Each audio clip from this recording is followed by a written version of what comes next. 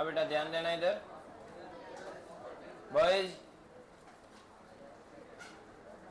देखो बेटा हमने लास्ट क्लास के अंदर है ना छुट्टियों से पहले एक संकर संकरण उस पर या उसके अपवाद के रूप में या उसके नियमों के रूप में प्रभाविता का नियम और विसंयोजन का नियम हमने देखा था। फिर उसके अपवाद देखे थे, अपूर्ण प्रभाविता, सह प्रभाविता, इन दोनों अपवादों को हमने देखा था। जब अपवाद कंप्लीट हो गई तो एक चीज आई थी बहुयुग्म विकल्पिता, उसको भी देखा था और ब्लड ग्रुप का एग्जाम्पल लिया था। ठीक है, ध्यान देना इधर। उसके बाद में एक नेक्स्ट टॉपिक अपने पास में रहता है, जैसा डिस्कस किया था, द्विसंकर संकरण। क्या रहता है? Dihybrid cross. इसके बारे में हम जिक्र कर रहे थे, समझना इधर। डाई हाइब्रिड क्रॉस कल हमने देखा भी था कि क्या है, एक बार देख लो वापस इसको कि डाई हाइब्रिड क्रॉस या द्विसंकर संकरण।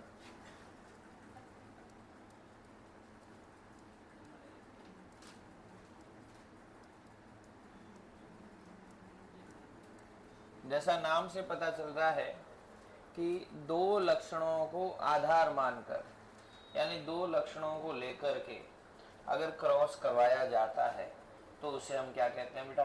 Die hybrid cross. क्या कहा इसको? कितने लक्षणों को? दो लक्षणों को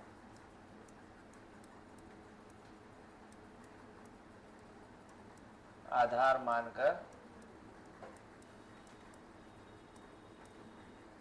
जनकों में क्रॉस। ओके, यही बात थी। आगे देखें कि इसके अंदर एक लक्षण तो हमने कौन सा लिया था भाई? लिया बीज, और एक तो उसका लक्षण लिया कि भाई बीज कैसा हो। अरे कैसा हो बेटा? एक तो लिया बीज का आकार, यानी कि वो गोल है या झुर्रीदार है, राइट। और दूसरा लिया इसका हमने रंग। तो प्रभावी लक्षण हो गया था गोलाकार व पीले बीज, ये तो हो गया प्रभावी। और इसके सामने जो इसका अप्रभावी लक्षण था वो कैसा था? झुर्रीदार व हरे बीज। यही था बेटा। गोलाकार और पीले बीज को हम कैसे दर्शाते हैं? Capital R, capital R, capital Y. ये कैपिटल आर मतलब राउंड, कैपिटल वाई मतलब येलो। और दो लिखने का मतलब है कि हमेशा जो भी लक्षण है, जो भी जीन है, जो भी एलील है, वो किस में पाए जाते हैं बेटा? जोड़े में पाए जाते हैं। और यहाँ पर small R, small R, small Y ये लिया था। ये सम भी हो सकते हैं और विषम, क्योंकि ये पेरेंट्स है तो ये हमेशा कैसे होंगे? सम होंगे। इधर लास्ट, ठीक है। आगे अब अगर ध्यान दें हम,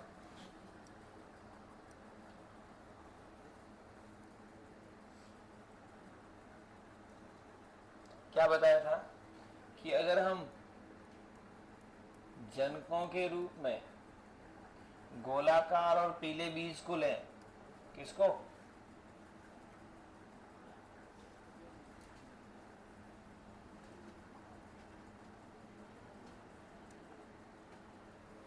प्रभावी के रूप में हम इनको लेते हैं। लाइन के साथ में आ गई।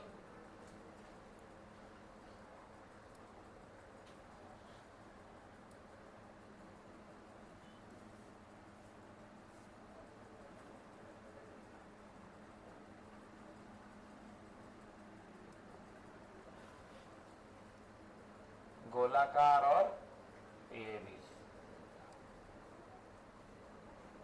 इसका क्रॉस हम किससे करवाएं बेटा? बताओ। झुर्रीदार और हरे बीज से। ये इसका कैसा लक्षण? प्रभावी या अप्रभावी? अप्रभावी। ये लक्षण कैसा? प्रभावी या अप्रभावी? पहला प्रभावी लक्षण डोमिनेंट कैरेक्टर और दूसरा अप्रभावी लक्षण। जब इनका आपस में क्रॉस करवाया जाता है तो ये तो जनक है, इनसे कौन बनेंगे बेटा? युग्मक बनेंगे। कौन बनेंगे? युग्मक से क्या आ जाएगा, ये कैपिटल आर और कैपिटल, इधर क्या आ जाएगा स्मॉल आर और स्मॉल। जब इनके अंदर क्रॉस पॉलिनेशन करवाया जाता है, यानी पर परागण करवाया जाता है ऐसे, तो कौन सी पीढ़ी मिलती है, F1 पीढ़ी में क्या बनेगा, capital R small R capital Y, जिसको हम क्या कहते हैं बेटा, अशुद्ध या विषम युग्मजी गोल व पीले, यही कहेंगे, अरे यही कहेंगे बेटा, गोल व पीले बीज युक्त पादप।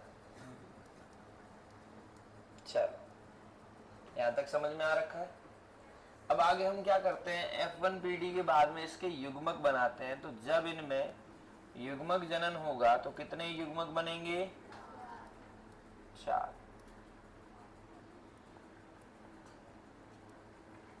जब इनमें युग्मक जनन होगा तब इनमें 4 युग्मक बनेंगे।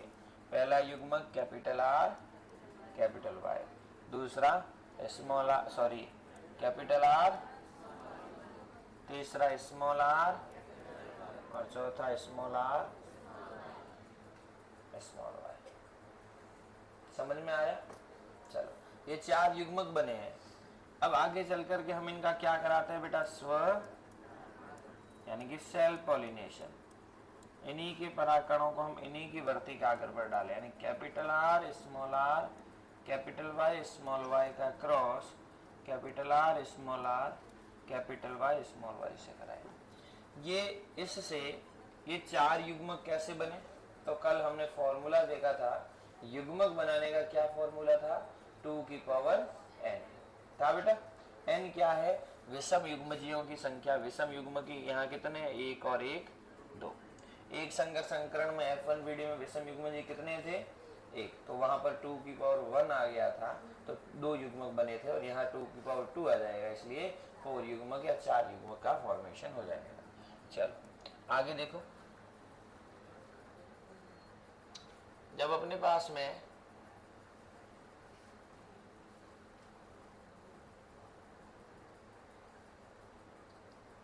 ये चीज बन जाती है तो इससे फिर कौन सी पीढ़ी आती है बेटा, F2 पीढ़ी आती है। और F2 पीढ़ी में कितनी संततियां बनेगी, इसके लिए फॉर्मूला क्या था, 2 की पावर n तो युग्मकों के लिए था, 3 की पावर n जीनोटाइप के लिए था, 4 की पावर n किसके लिए हो जाएगा बेटा, संततियों के लिए हो जाएगा। तो हमने इसके अंदर कितने संततियां बनाई थी बेटा, इसके अंदर हमने बनाई थी 16।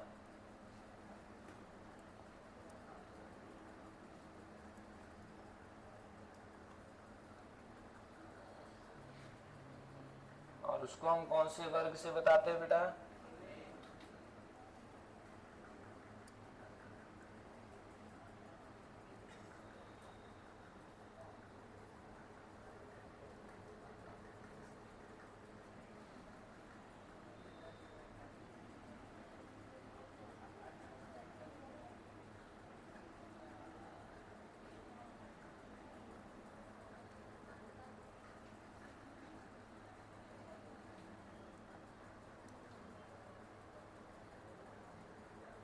चल यहाँ क्या लिखूं, capital R capital Y, capital R small R right. इधर भी क्या लिखूं, capital R small R capital Y sorry small R capital Y और स्मॉल आर, यही 4 थे। अब कौन कौन सी पीढ़ियां बनेगी देखना। सबसे पहले अगर पहले इन चारों की बात करूं तो ये क्या बनाएंगे, capital R capital Y right. Second capital R capital Y small Y. Third capital small capital और फोर्थ कैपिटल स्मॉल कैपिटल। 4 बने जिसके अंदर ये दोनों युग्मक मौजूद है, कैपिटल आर और कैपिटल वाई। 5वें में कैपिटल कैपिटल और फिर कैपिटल कैपिटल स्मॉल। इसके अंदर दोनों मौजूद नहीं है, इसलिए मैं इसको दूसरे मार्कर से लिख रहा हूँ, कैपिटल कैपिटल स्मॉल स्मॉल। ठीक है, वापिस चलते हैं, कैपिटल स्मॉल कैपिटल स्मॉल। इधर क्या था बेटा, कैपिटल स्मॉल स्मॉल स्मॉल। वापिस चलो, कैपिटल स्मॉल कैपिटल कैपिटल, फिर कैपिटल स्मॉल कैपिटल स्मॉल, फिर small small small capital capital, फिर स्मॉल स्मॉल कैपिटल स्मॉल। फिर क्या कहें बेटा, कैपिटल स्मॉल कैपिटल स्मॉल। फिर क्या कहेंगे, कैपिटल स्मॉल स्मॉल। ओके, फिर क्या कहेंगे, इस कैपिटल है कहाँ भाई, बस कैपिटल कैपिटल बोले जा रहा है। और लास्ट क्या हो जाएगा, स्मॉल स्मॉल स्मॉल और स्मॉल। ये अपने पास में कितनी पीढ़ियां आई बेटा, मतलब कितनी संतानें आई, 16 संतानें आई। अब इसमें दो चीजें हैं, हमें इसका क्या देखना है, जीनोटाइप और फिनोटाइप। फिनोटाइप का मतलब कौन सा, लक्षण प्रारूप। अगर लक्षण प्रारूप देखें तो आपको चारों युग्मकों को देख करके पता करना है कि कौन सी कितनी संतान है। पहला, कैपिटल आर कैपिटल वाई कितने काउंट करो, 1 2 3 4 5, ये है नहीं, 6 ये भी नहीं है, 7 8 इधर है नहीं, और 9। फिर आगे कहीं पर भी कैपिटल स्मॉल साथ में नहीं आया, तो हम बोलेंगे कि गोल और पीले कितने आए, 9। फिर सेकंड है कैपिटल स्मॉल, यानी कि गोल है लेकिन पीले की जगह क्या है, हरे। तो गोल और हरे कितने हैं, 1 2 और 3, ये 3। फिर तीसरा क्या है, स्मॉल आर कैपिटल वाई, यानी कि झुर्रीदार है लेकिन क्या है बेटा, पीले है। झुर्रीदार है और पीले है, झुर्रीदार और पीले कितने बेटा, 1 2 और 3, ये 3। और लास्ट में झुर्रीदार और हरे कितने हो जाएंगे, 1। और अब हम बात करें किसकी, जीन प्रारूप की, यानी कि जीनोटाइप की। तो जीनोटाइप क्या आएगा बेटा, आपको बता रखा था कि आप सम युग्मजी और विषम युग्मजी का पता करो तो जीनोटाइप आता है, राइट। तो पहले आपको पता करना है कि दोनों सम युग्मजी कितने हैं, फिर पता करना है कि पहला सम और दूसरा विषम कितने हैं, फिर पता करो कि पहला विषम और दूसरा सम कितने हैं, फिर पता करो कि दोनों विषम कितने हैं, फिर रिमेनिंग जैसे भी रहते हैं वो सारी चीज़ें हमें पता करनी है। और उसका अनुपात कितना आता है, 1:2:2:4:1 2 1 2 और 1। आपको बताया था 12 24 12 12 1। एक नंबर देखो, capital R capital Y capital Y, दोनों क्या है, सम, तो 1 आ गया।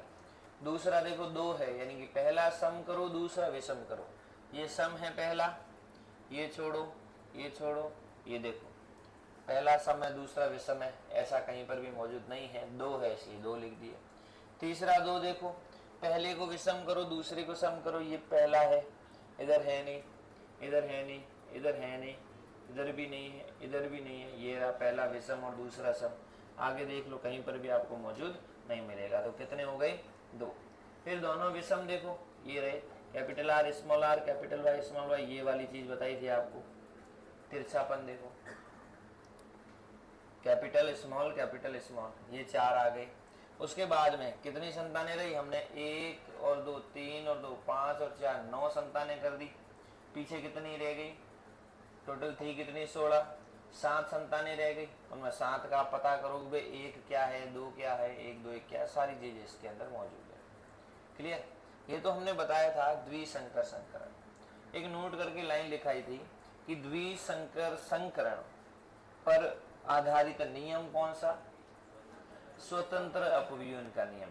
अब वो स्वतंत्र अपव्यूहन का नियम क्या कहता है, एक बार समझना इसको, कि जब हमने एक संकर संकरण की बात की थी तो उसमें F1PD में कौन मौजूद था?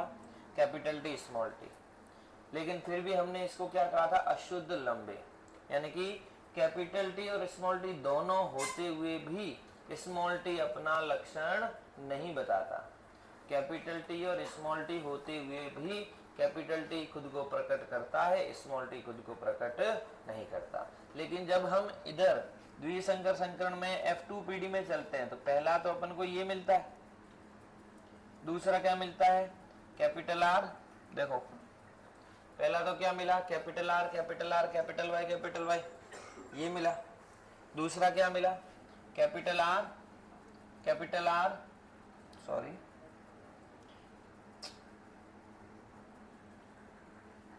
दूसरा ये मिलता है capital R capital Y small Y. तीसरा ये मिलता है कि स्मॉल आर स्मॉल वाई। चौथा क्या मिलता है? स्मॉल आर कैपिटल वाई, है ना। ऐसे बहुत सारे युग्मक अपन को मिलते हैं। तो इन दोनों को देखो, ये तो है अप्रभावी लक्षण, ये है प्रभावी लक्षण, ये प्रभावी लक्षण, ये प्रभावी लक्षण, ये अप्रभावी लक्षण, ये अप्रभावी लक्षण। यहाँ पर प्रभावी अप्रभावी साथ में होते हुए भी ये खुद को प्रकट करता है, इसको प्रकट होने नहीं देता। इन कंडीशन में देखो दोनों एक साथ में दिख रहे हैं, मतलब कि गोल और पीला भी दिख रहा है, गोल और हरा भी दिख रहा है, ठीक है। फिर झुर्रीदार और पीला भी दिख रहा है, और झुर्रीदार और हरा भी दिख रहा है।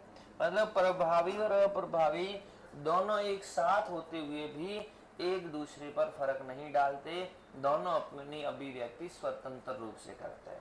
तो हम कह सकते हैं कि जो स्वतंत्र अपव्यूहन का नियम है, यानी कि द्विसंकर संकरण से जो संततियां बनती है जिसमें एक प्रभावी या अप्रभावी लक्षण का जो युग्म विकल्प या एलील है दूसरे प्रभावी या अप्रभावी एलील के साथ में वंशागत यानी एक पीढ़ी से दूसरी पीढ़ी में जाने के लिए स्वतंत्र होता है। यानी कि ये देख लो बेटा, ये तो प्रभावी है जिसको अपन ने गोल बोला, ये क्या है?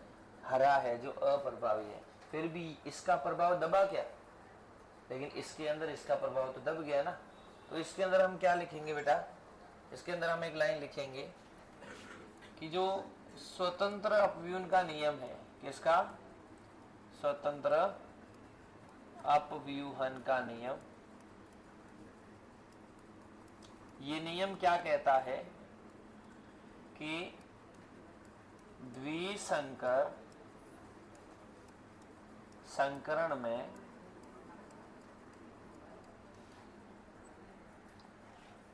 एक लक्षण के प्रभावी या अप्रभावी एलील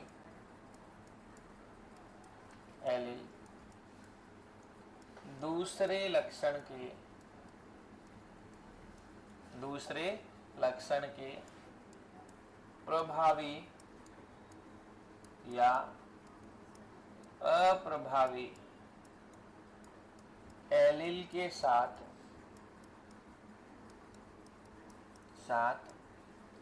वंशागत होने के लिए सदैव स्वतंत्र होते हैं। मतलब एक दूसरे को डिस्टर्ब नहीं करते, दोनों अपना अपना काम करते हैं, स्वतंत्र होते हैं। इसे ही हम क्या कहते हैं बेटा? स्वतंत्र अपव्यूहन का नियम कहते हैं। कैसे? देखो अपने पास में एक तो था कैपिटल आर कैपिटल वाई। चलो एक लाइन लिखो पहले।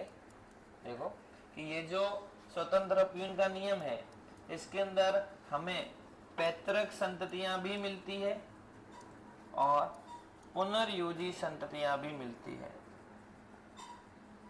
पुनर्योजी संततियां भी मिलती है। कैसे? देखो हम बात करें, एक तो अपने पास में था कैपिटल आर कैपिटल वाई, दूसरा क्या था small R small R small Y. इससे क्या बना कैपिटल आर कैपिटल वाई, इससे क्या बना स्मॉल आर। जब इनको हमने क्रॉस कराया तो F1PD में क्या मिला कैपिटल स्मॉल कैपिटल स्मॉल। जब इनका युग्मक जनन करवाया तो कितने युग्मक बने, पहला क्या आया कैपिटल कैपिटल यानी कि इस आर का इस वाई से करवाया, फिर इस आर का इस वाई से कराओ तो कैपिटल स्मॉल, फिर इस आर का इस वाई से कराओ स्मॉल कैपिटल, फिर लास्ट वाला करवा दो स्मॉल और स्मॉल। अब देखो बेटा ये कैपिटल आर कैपिटल वाई पैतृक में मौजूद है, ये स्मॉल आर स्मॉल वाई पैतृक में मौजूद है, लेकिन इसको देखो क्या ये पैतृक में मौजूद है क्या दोनों, तो ये इन दोनों के मिलने से बना है। तो हम कहेंगे कि 50% तो पैतृक प्राप्त हुए और 50% पुनर्योजी प्राप्त हुए। क्या हुए बेटा 50% तो कौन प्राप्त हो गए, ये वाला है, 25% ये पैतृक, 25% ये पैतृक, कितने हो गए टोटल, और ये 50% कौन हो गया पुनर्योजी।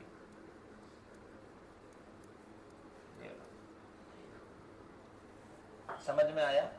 और इससे ही हम क्या कहते हैं बेटा स्वतंत्र अपव्यूहन का नियम कहते हैं। अब इसके बाद में हम एक चीज देखते हैं, इस स्वतंत्र अपव्यूहन के नियम का अपवाद क्या बोला था हमने, इसके नियम का अपवाद होता है सहलग्नता, उसको अपन बाद में आगे समझेंगे, ठीक है। एक नोट करके लाइन लिख दूं, अपवाद क्या है इसका सहलग्नता।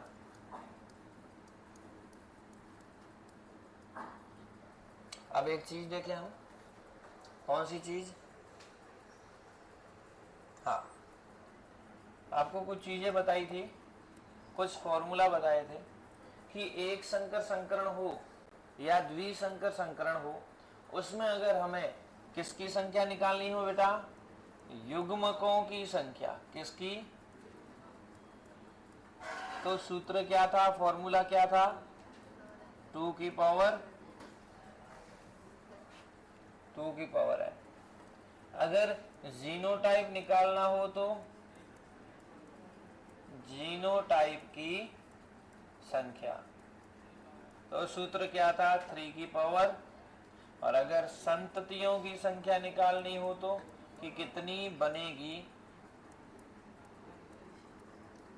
तो क्या था 4 की पावर है, जहां n क्या है, n बराबर विषम युग्मजीयों की संख्या।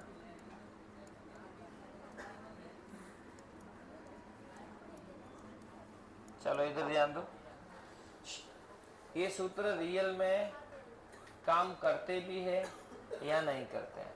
पहला देखो युग्मकों की संख्या, हमने इसकी बात की थी, युग्मक कितने बने 4, किस पर निर्भर करता है, विषम युग्मजीयों पर, तो विषम युग्मजीयों की संख्या कितनी 2, तो सूत्र क्या हो जाएगा युग्मकों के लिए 2 की पावर n, और n का मतलब है 2, तो 2 की पावर 2 कितना हो जाएगा 4, यानी अपने पास 4 आ गए। फिर बात करते हैं जीनोटाइप की, कितने प्रकार के बेटा 1 2 3 4 5 6 7 8 और 9, सूत्र था 3 की पावर n, n का मतलब 2, तो 3 की पावर 2 बराबर कितना होता है 9, मतलब ये चीज भी अपने पास में सही है। फिर संततियों की संख्या कितनी है 1 2 3 4 5 6 7 8 9 10 11 12 13 14 15 एंड 16, तो सूत्र था 4 की पावर n, और n का मतलब 2, 4 की पावर 2 कितना हो जाएगा 16। अब इसके ऊपर कुछ न्यूमेरिकल आपको पूछे जाते हैं इन सूत्रों पर, जैसे कोई क्वेश्चन दे दिया, एक सवाल दे दिया आपको कि एक कोई जीनोटाइप है, नाम है जीनोटाइप है capital A small A, capital T small T, capital G, capital I small I, capital C, capital D small D. ये जीनोटाइप है। क्या है? पादप का जीनोटाइप है। इसमें क्या ज्ञात करो? ये सारी चीजें हमें इसके अंदर ज्ञात करनी है।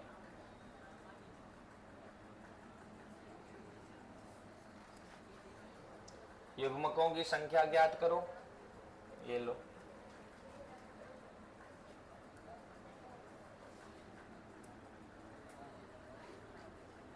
इसमें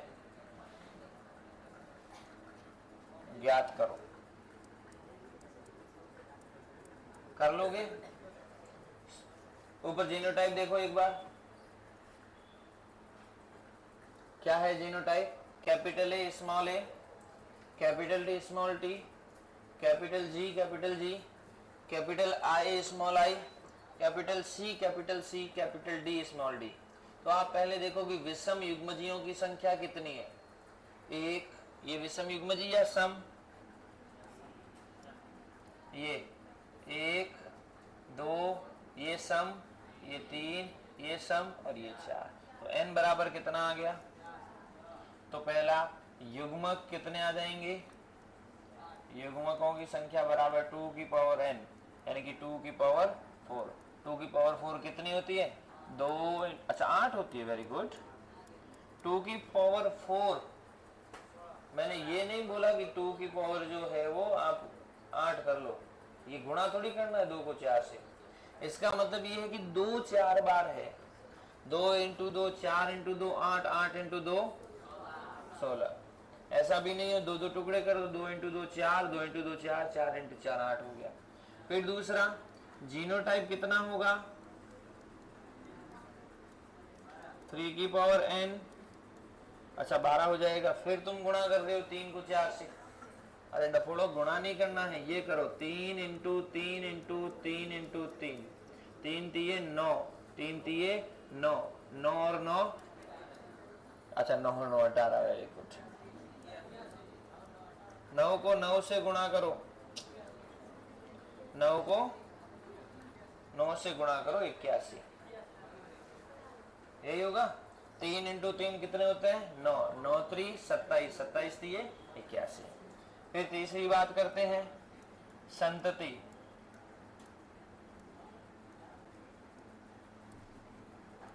फोर की पावर n, 4 की पावर 4, बोल दो 16, 4 की घात 4 16, 4 इंटू 4 इंटू 4 इंटू 4 कितने हो जाएंगे? 4 चौक 16 और 4 चौक 16, 16 इंटू 16 कितने हो जाते हैं बेटा? गुणा कर लो 36, हासिल की 3, फिर 6 और 3 9, फिर 16, 6 9 और 6 15, 256। तो ये आपके आंसर आ जाएगा इसका 256। 16 इंटू 16 वैसे 256 ही होता है। चलो, ये आंसर है। इसी के जैसे आपको क्वेश्चन पूछे जा सकते हैं। ठीक है, तो ये पहले लिखो, उसके बाद में 1-2 क्वेश्चन आपको और देता हूँ। आपके क्या लिखा हुआ था? ये तो कर रखा है आपने, जीनोटाइप फिनोटाइप लिखा था। चलो, उसके बाद में आप ये लिखो स्वतंत्र अप्यून का नियम, फिर ये लिखो, उसके बाद में हम क्वेश्चन पर आते हैं। ओके।